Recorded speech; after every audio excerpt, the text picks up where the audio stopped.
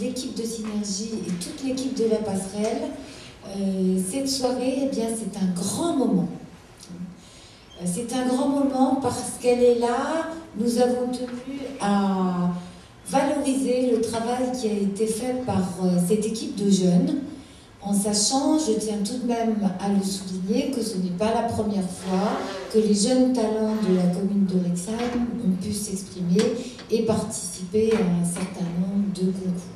C'est un travail, c'est une belle mobilisation, il faut beaucoup d'imagination, il faut apprendre à maîtriser la technique de l'image, à raconter des choses qui nous tiennent à cœur, etc. Et que la participation à Un regard sur la cité, elle avait surtout comme but de vous faire rencontrer d'autres jeunes ailleurs qui font un peu les mêmes choses que vous.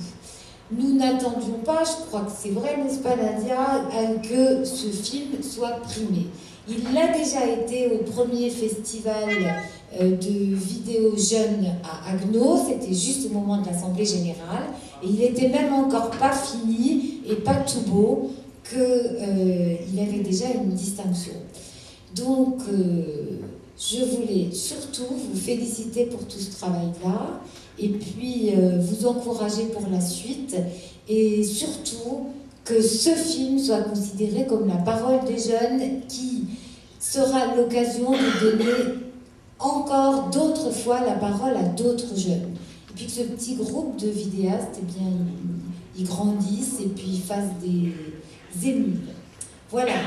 Bravo les jeunes. Moi, je voulais chaleureusement remercier et Franck pour son investissement technique, et puis votre animatrice Nadia, qui a beaucoup investi là-dessus, vous le savez bien, qui vous accompagne de façon énergique dans toutes vos entreprises, qui tient beaucoup à toutes ces expéditions avec ses collègues aussi de tout le réseau de l'animation jeunesse.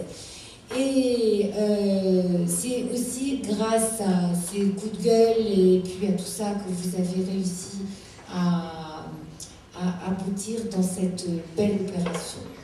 Merci d'être venu pour voir ce témoignage et merci aussi de m'avoir invité. Donc au nom de la municipalité, je suis très fier de ces premières réalisations.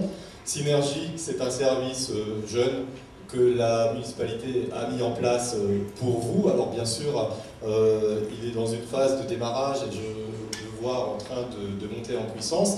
Mais bien sûr, on est aussi à votre écoute, on est à l'écoute des associations des quartiers pour qu'il y ait vraiment des choses qui se fassent pour les jeunes à Rixheim.